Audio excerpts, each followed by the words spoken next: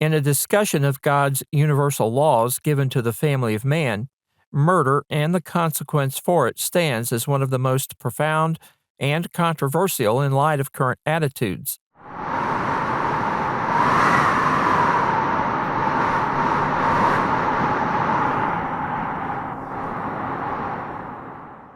Most of us know the story of the first murder recorded in the Bible.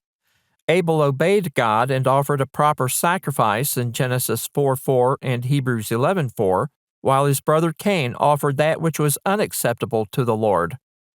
God told Cain he too could be accepted if he did well in Genesis 4:7. Instead of changing his way of thinking, Cain killed his brother.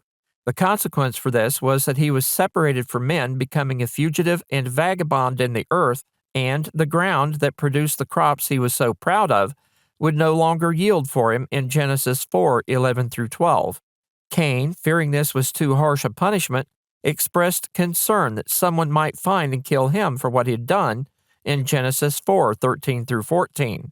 God declared, "Therefore whosoever slayeth Cain, vengeance shall be taken on him sevenfold. And the Lord set a mark upon Cain, lest any finding him should kill him," in Genesis 4:15. This says a lot about the mentality of Cain, and is familiar to those who deal with criminal mentalities. He feared facing the same fate he imposed on his brother, had an aversion to the harsh consequences for his actions, and was only concerned about himself. This is a typical criminal profile. Over time, as the population of the world grew, evil increased and was marked by violence to the extent that God regretted creating man and decided to bring destruction by means of the flood in Genesis 6:5 through 7 and 11. After the world was cleansed, God spoke with Noah and his family, restating former commands or laws and providing new detail on others. One of these was a prohibition against murder. Note the nature of the command. "And surely your blood of your lives will I require. At the hand of every beast will I require it, and at the hand of man. At the hand of every man's brother will I require the life of man. Whoso sheddeth man's blood, by man shall his blood be shed. For in the image of God made he man," in Genesis 9:5 through 6. According to God's pronouncement, both animals and humans were to face the same consequence. Today, discussions of capital punishment don't take the sacred nature of human life into consideration. Humanity's place and role in creation are brought out in the Psalms, as David writes, "What is man that thou art mindful of him? And the Son of man that thou visitest him? For thou hast made him a little lower than the angels, and hast crowned him with glory and honor.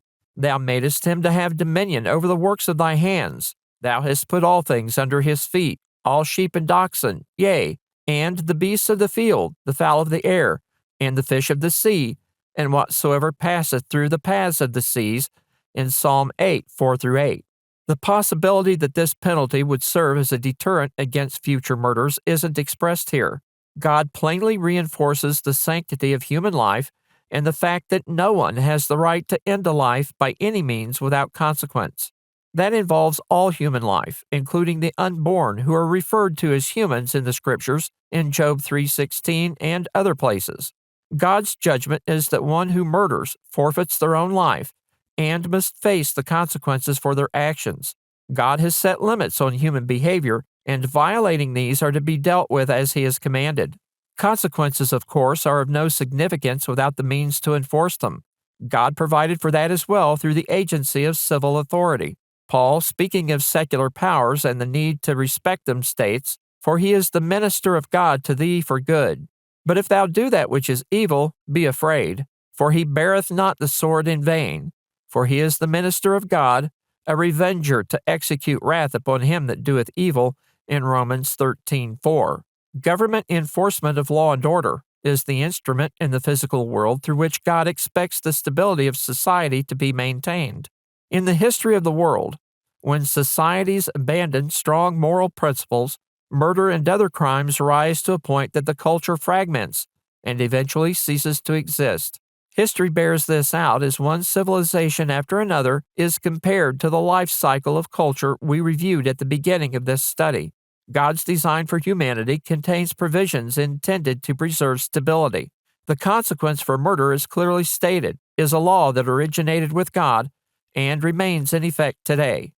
Next, an element that lies at the heart of life and the biblical narrative is also the subject of a universal law pronounced by God. In the next lesson, we'll discuss the universal law from the Lord concerning blood.